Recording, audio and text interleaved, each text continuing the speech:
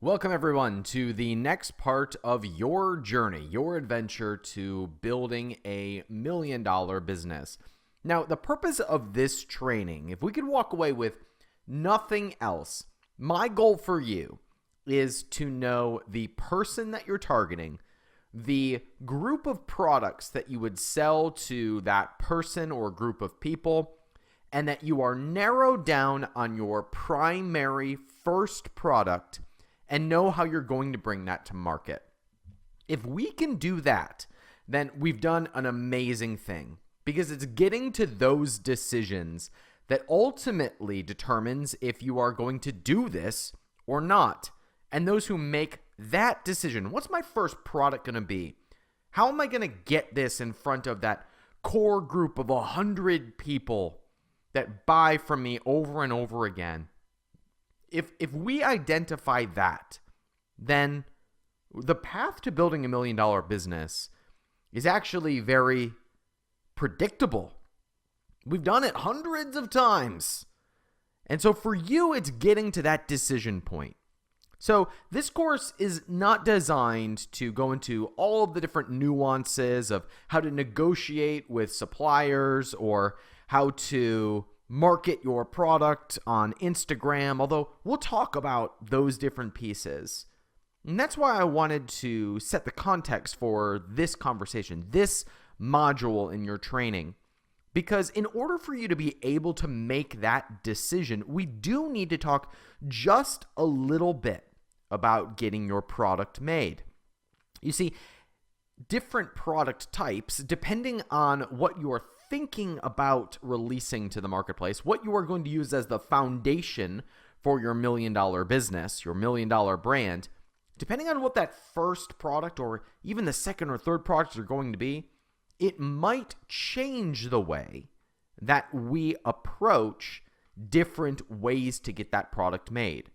Now, on the other side of things, once I give you the realization, once I demonstrate to you, once I can get you to believe that whatever product you want can be made, you might be an entrepreneur forever.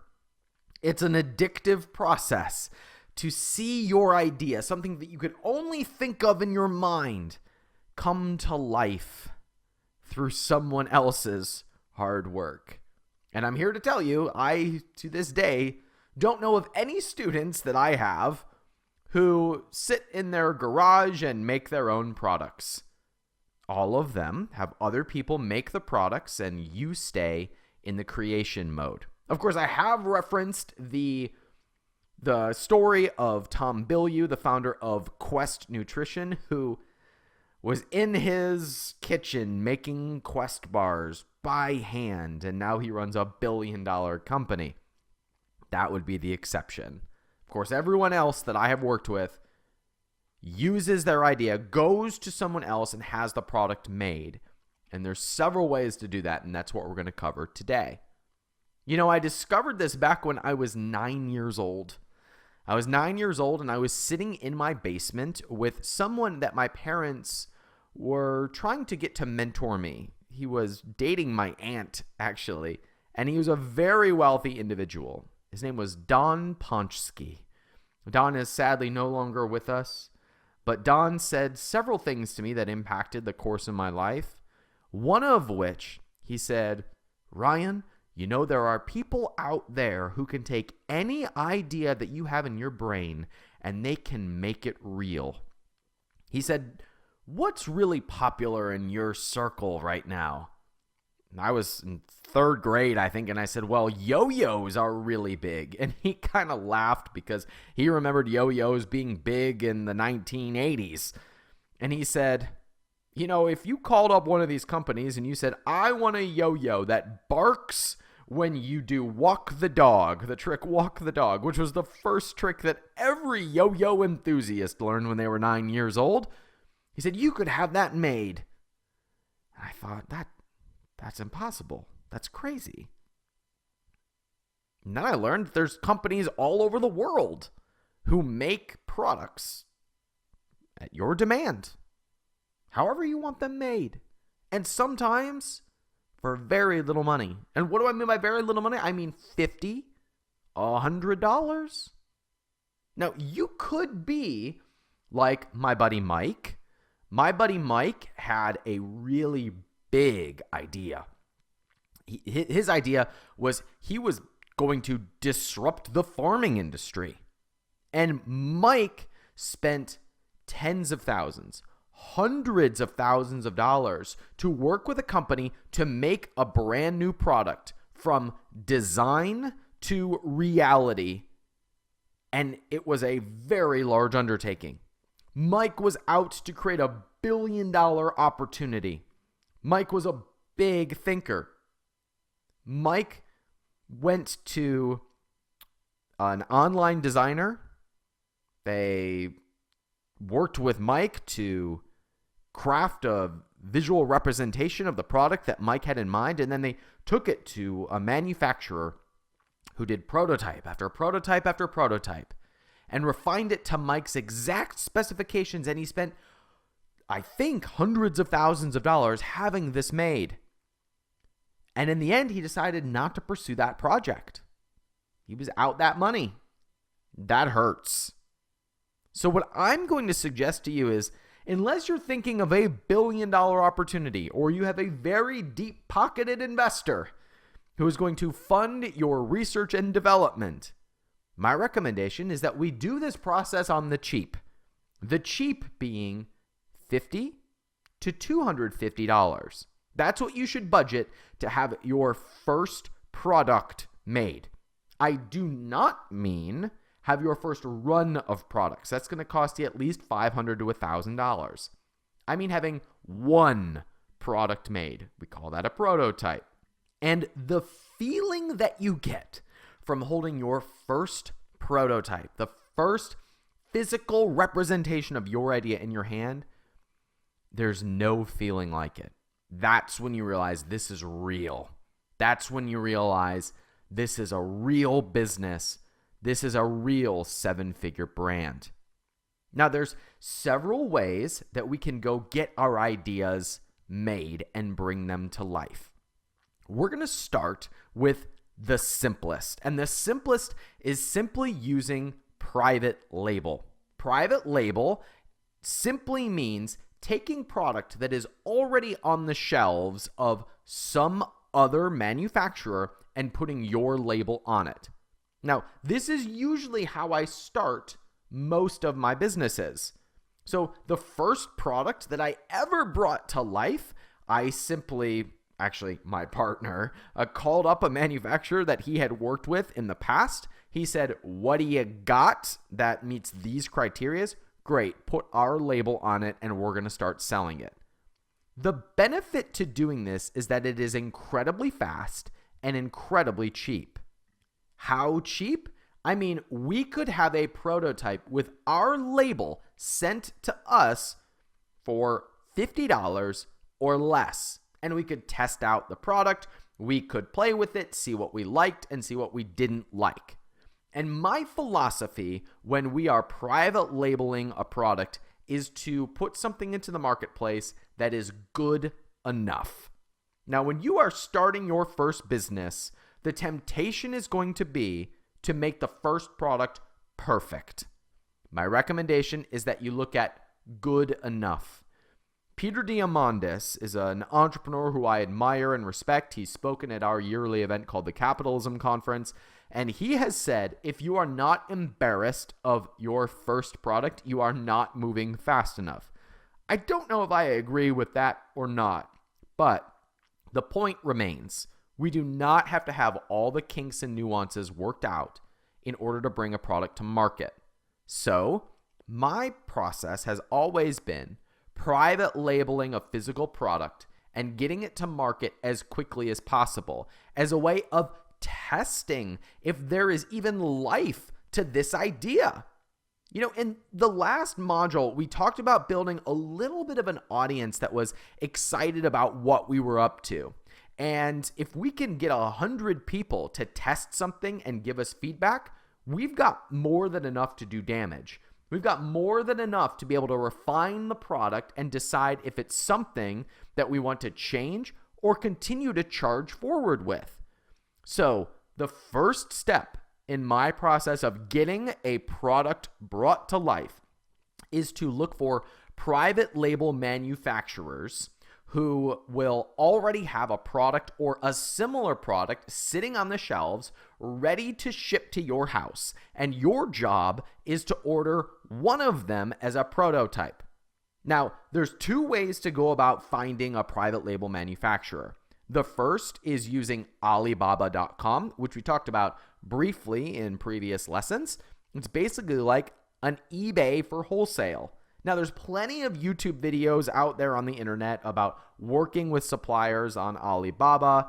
My recommendation would be to simply open up conversations with suppliers there and to see who has the best communication and see who is willing to send you a prototype of one product. Now, I'm going to give you one tip that's important for you to use in your conversations with suppliers and manufacturers and private label distributors. And it's very simply, act like you're a player. If you act like you are not a player, you could get ignored or taken advantage of. The way you act like a player is you use words like test or test run, and you say things like, my budget is infinite so long as I'm happy with the product. Or, I'm looking to place an order of 100,000 units of this product in the future, but I'm looking to move my supply chain over to you. Can you send me an example or a prototype of some of the products that you currently have in stock? That's the type of language that we might use in order to act like a player. Because if you end up building $1 million brand, which many of you will, in fact, if you're listening to this right now, if you've made it this far into the training, your likelihood of success is very high. So if you get to that level where you have a 7-figure brand, a $1 million brand, then you probably will be ordering hundreds of thousands of units in the future.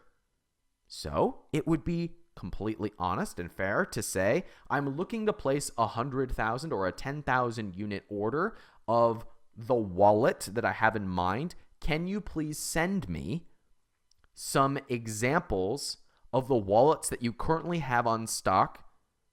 Because I might want to private label them. I might want to put my own label on them. And depending on who communicates well, who communicates clearly, who ships it quickly, and what products you like, you'll start to be able to evaluate what types of products are possible for you to bring to life. That's when your brain starts to really get creative. When you see that there's all these different products that you can bring to life. And when you start to go into the store, any store where you shop, and you say, I wonder if this brand is private labeled. I wonder if I could sell a similar or even the exact same product as this one. That's what private labeling is. Now, private label is best used when you've got an easy to replace product. So things like kitchen items that are mostly the same across the board. Some supplements that are the same formulation across the board. Some accessories to products that are the same as everybody else. Some wallet designs or clothing accessories. These are all things that private label manufacturers are happy to slap any brand name on. And those are usually the best ones for you to private label. It's fast to do. It's cheap to do. The problem with that is the problem with private label is that since it's so easy to do, there's a lot of products that are just like that one. So the profit margins are often lower, which is why I say the important thing in maintaining high, healthy profit margins is focusing on a person. It's focusing on that core group of raving fans, that core audience that is willing to spend a premium with us because we speak to them. That's why that's so important. So that's the first thing you can do is you can private label your products and just have your own logo and label slapped on it so that it can be sent to your house. Let's talk very briefly about logo design and branding. We said previously, you don't need to worry about your website. You don't need to even worry about the name of your company or any of that right now. The same is true here. We can just start ordering samples of products from other manufacturers to see what's possible. But if you're starting to narrow in on what your product's going to be, on what your brand is going to be, on the person that you want to serve, it might be time for us to start thinking about what our brand name is going to be and what that logo might look like. And there are some resources that you can tap into that make it simpler and easier for you to make that real. And we're going to talk about them here just for a quick second. Now, full disclosure, I really wanted to leave this part out of this training because I don't want to confuse you, but it can be important because if we have a logo or a label or a brand name to put on a product, it can make this really, really real for you. So when we get a prototype sent from a manufacturer and we've got a name that we picked or a logo that someone that we worked with designed, all of a sudden we're like, oh my goodness, your brain will explode. So my recommendation to you for this part of the process is to just make up a brand name. Just make it up. Just make it up. Tell the manufacturer what your brand name is and get the prototype sent to you. And if they put your brand name or your label on a product that already exists, just like we did with yoga mats when I started my yoga mat business, make a name, pick it, send it to them. Now we have yoga mats with Zen Active on them. A magical thing happens in your brain. You see, oh my goodness, I have a yoga products business. Pick one and go with it just as a way to get the manufacturers working with you. Now, if you want to have an official logo or label made, you can do that very painlessly. Just to have anyone made, any label or logo made, you can spend $5 at Fiverr.com, Fiverr.com, Fiverr.com. For $5, you could pay someone to have a logo made. If you just pick a brand name, have them make it, and you slap it on any old product or any old design that you want the manufacturer to put onto a product, they can send it to you with that logo on it. Now, that's not the logo that, or maybe even the name that we want to go to market with. It just allows us to move forward. It just allows us to test out some manufacturers so that we are seeing if it's someone that we might want to work with or not.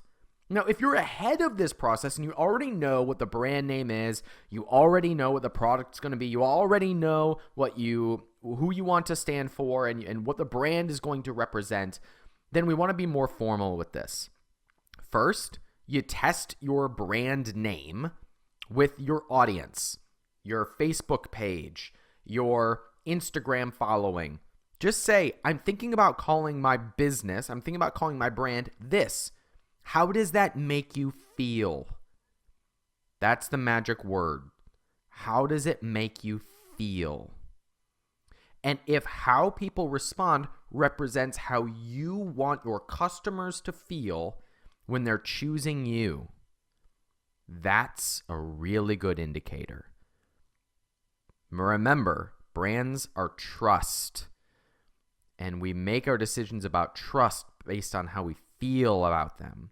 Do we feel as though we're making a informed decision? Do we feel as though this makes us warm and fuzzy? How we feel about a brand determines how we perceive them and how we trust them. So running a brand name by your audience is a great way to get feedback on whether or not that's the right direction or not. Assuming you know what your business is going to be called, then I like to use a service called 99 Designs in order to have my logo designed. Now, that will cost anywhere between $100 and $300 to have a bunch of different designers competing to make a logo for you. You simply describe what you want it to look like with a little bit of detail, answer some questions, pick a couple colors that you like, and designers will go to work to design it for you. And there's a bunch of services just like 99 Designs. You can use whoever you'd like, but that's a way to get your logo or your label made. Now, here is a little secret. A secret I did not know when I began this process. Sometimes, if you are working with a manufacturer who you really like, a lot of times they will make the logo and the label for you. And that's what I did when I started. I went to a manufacturer and I said, we're going in this direction. We want to order this many units, but we'd like to test something out. Can you please send me what's on your shelf and include an enclosed or proposed label for this brand because it's a new line that we are starting. So in positioning it that way, as you know, we're a player in this space and we want you to make a suggestion to us about what the label should look like. I just want to get a feel for how you work. Sometimes they'll make the label or the logo for you. You can always change it later.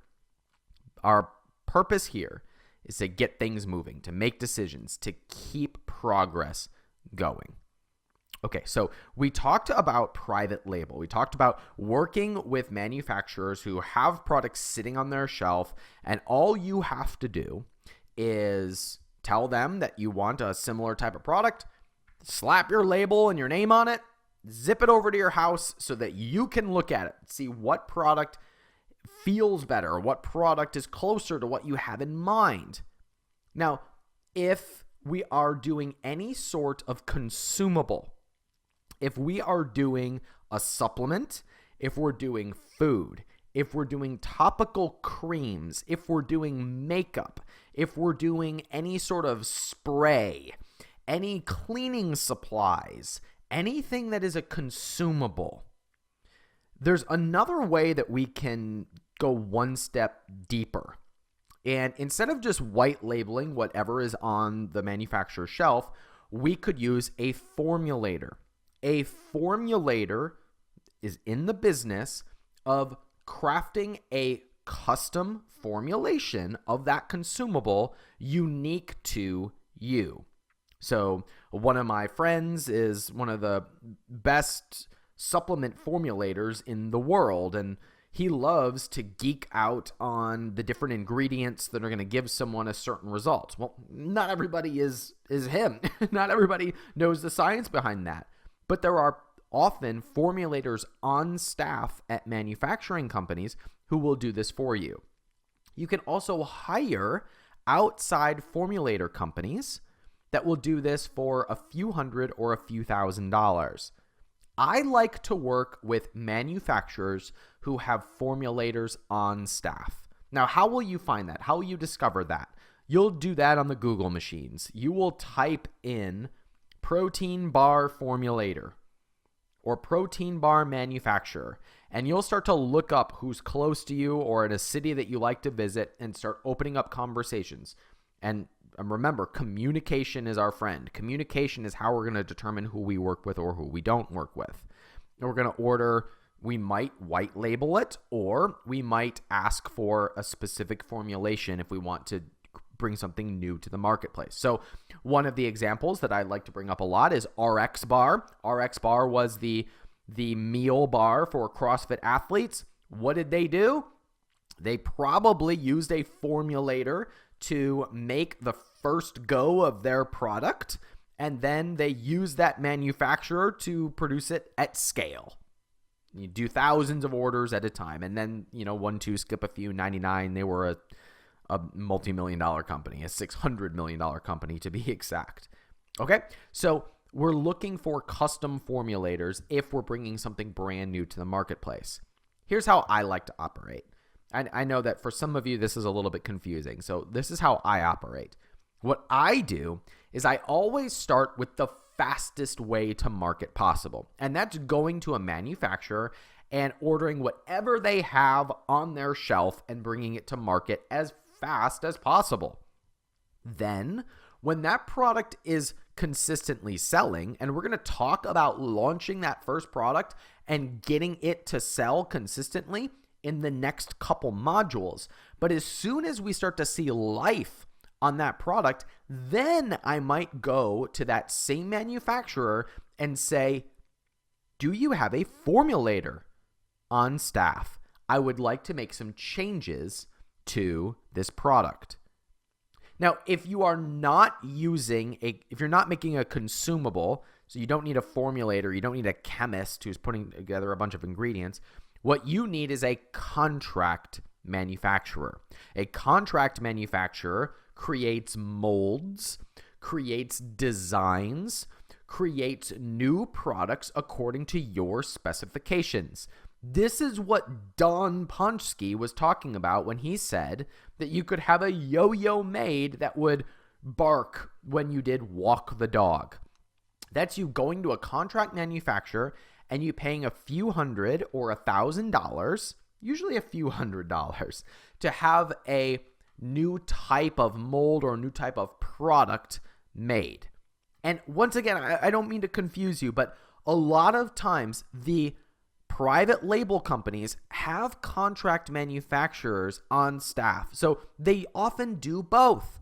The wholesaler who is providing the goods for you is often also capable of making custom designs, custom formulations, and custom new molds for any product that you could possibly think up. Your goal here is to just open up conversations with different opportunities so that you're comfortable moving forward. Now, I know this is a scary process for someone who's never gone through it before. So the best thing you could possibly do right now is to get a referral from someone that you know, like, or trust to have this process done for you by a manufacturer that comes highly recommended by someone you know. How would you do that? Well, we can use our network. We could post on Facebook and say, as previously announced, I have decided to start a brand new kitchen utensils business that serves busy moms so that they can cook with their kids. I'm looking for a manufacturer to make our first few products. Does anyone have recommendations of who I could work with or speak to? That's a great place to start. We could also do the exact same thing in one of our communities at capitalism.com. And in your members area, you should have links to different communities that you can get plugged into that allow you to network with other people who are going through this process.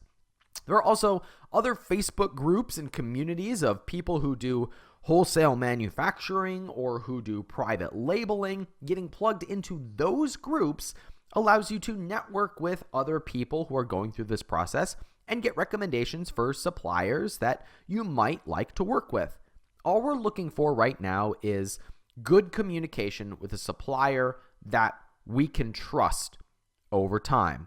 And I've found again and again, those who are most willing to help, those who have the best communication, are the suppliers and the manufacturers that I end up working with for a long time. It also, for whatever reason, seems to be the same people who have formulators on staff and designers on staff. They're often one-stop shops where I can go to them and say, here's what I'm looking to do.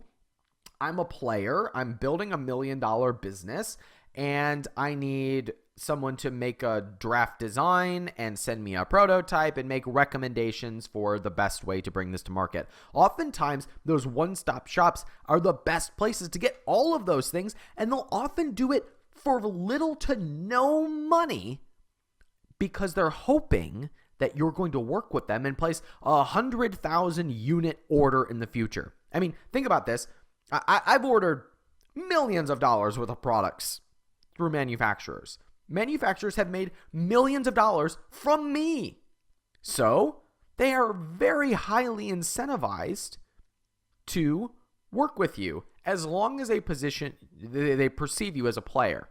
And if you just have good communication with them and you're open with them and you came recommended from someone else, or you mentioned that you're going through the $1 Million Brands training and you are putting the early stages of your new brand down on paper and you need someone to make some recommendations of design, if you use that type of language, they will work with you. I want to leave you with one quick story. And that story comes from when I was starting to scale my yoga products business, Zen Active Sports. And I was working with my partner, Sean, and I used to have Friday guy nights with Sean every week. We never missed unless one of us was traveling. It was kind of the way that we kept our sanity in a busy, chaotic entrepreneurial world. We hung out, sometimes talked about business, but usually just tried new restaurants and had a cocktail and talked about life. It was, one of the highlights of that part of my life. And one day I went over to Sean's house and Sean was doing yoga poses in the kitchen. Now, I know we owned a yoga company, but neither one of us was all that active in yoga, to be honest with you. You don't need to be an expert to run $1 million brand. Anyway, I said, Sean, what are you doing? He said, I'm testing out our new yoga mat. And I said, well, that's interesting. I didn't know we were releasing a new yoga mat. And I walked in and he had 2 yoga mats side by side one another. And he said, this is our current yoga mat. Here's another yoga mat that I got from a manufacturer. Guess what? They both had our label on it. And I said, well, what'd you do here? He said, well, I just wanted to test out a new manufacturer to see if they were better, faster, or cheaper than what we currently have. And so I stood on both mats and I said, Sean, this new mat is so much more comfortable. The depth is better. The cushioning is better. It feels higher end. This is way better.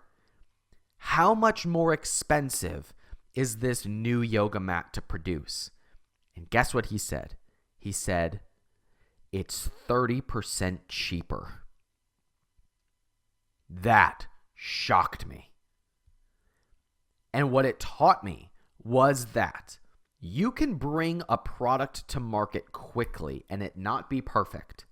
And you can always go back and make changes through other suppliers and other manufacturers who are willing to work with you to bring down cost, to make new changes and recommendations to design or product functionality. And you can always improve a product later. Actually, I'll leave you with one more quick story. Right before I recorded this episode, I had a Quest bar. Quest is one of my favorite companies, if you couldn't tell. And I was enjoying their new formulation of their peanut butter chocolate protein bar. It's completely reformulated. The name is the same. The design is different. The taste is completely different. I think it's much better. But it's the same product. Now it's just new and improved. Your job as an entrepreneur is to bring your product to life as quickly as humanly possible, and then to make it new and improved later. That's how we move swiftly on the path to building $1 million brand.